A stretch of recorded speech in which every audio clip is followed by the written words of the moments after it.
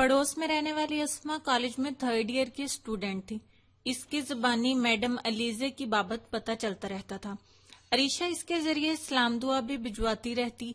एक रोज वो पैगाम लिए चली आई। मैडम अलीजे ने इसे बुलाया था।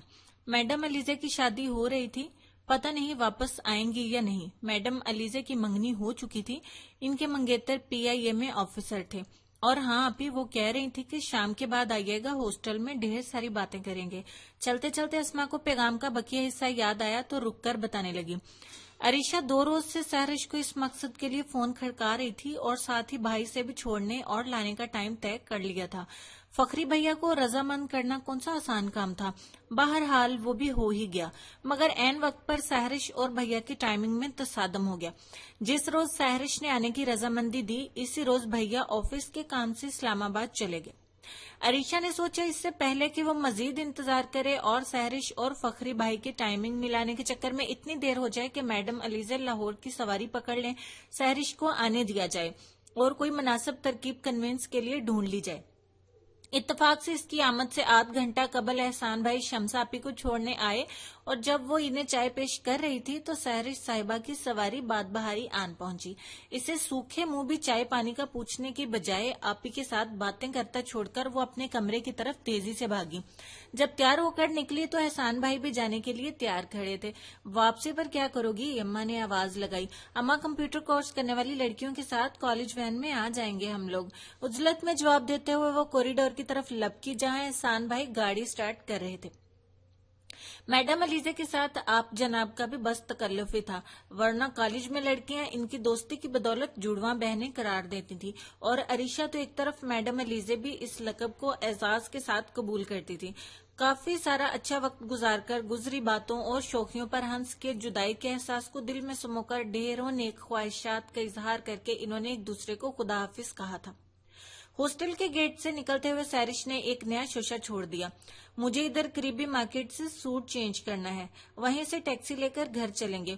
ओफो, तुम्हें सूट पसंद नहीं था तो लिया क्यों था?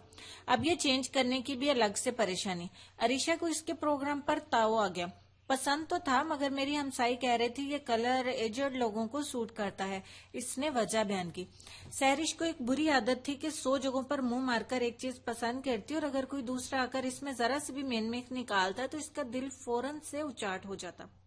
दिखाओ कैसा सूट है। अरीशा के कहने पर सहरिश ने बैग से ब्राउन ऑफ व्हाइट के इम्तजाज का लॉन का सूट निकाला जो कि बहुत खूबसूरत था। अरे ये तो बहुत प्यारा कलर कॉम्बिनेशन है, इसने बेसाख्ता तारीफ की।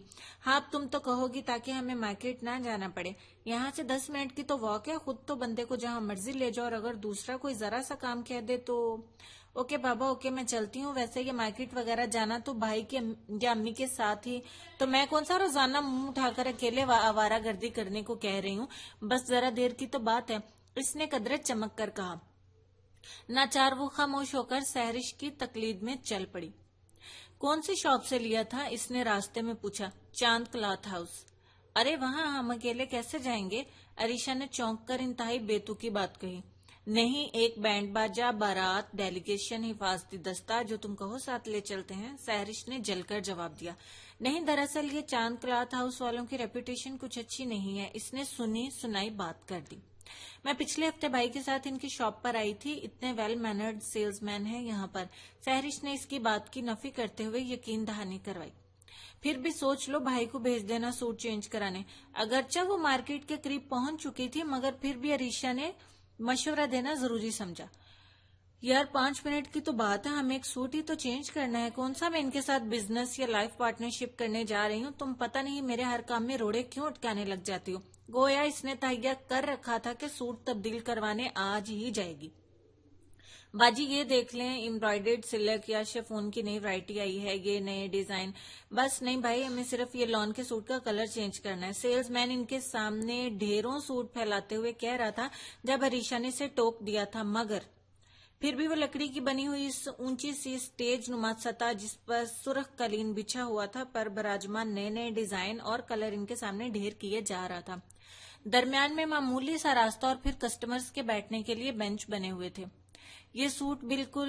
इसकी अगली बात अरीशा के पल्ले ना पड़ी। सहरिश कदरे आगे बैठी हुई थी क्योंकि सूट इसे ही पसंद करना था। عریشہ کو یوں لگا کہ سیلز مین کا ہاتھ سحرش کے گھٹنے کے قریب گیا تھا. شاید مجھے غلط فہمی ہوئی ہو، اس نے سوچا، اور سحرش اسے تو یوں بھی ذرا سی بات سمجھنے میں کافی ٹائم لگ جاتا تھا. ابھی وہ اس غلط فہمی کو دل سے نکالنا ہی چاہ رہی تھی جب اگلا پل اس کے ساتھ ساتھ سحرش کو بھی ساکت کر گیا.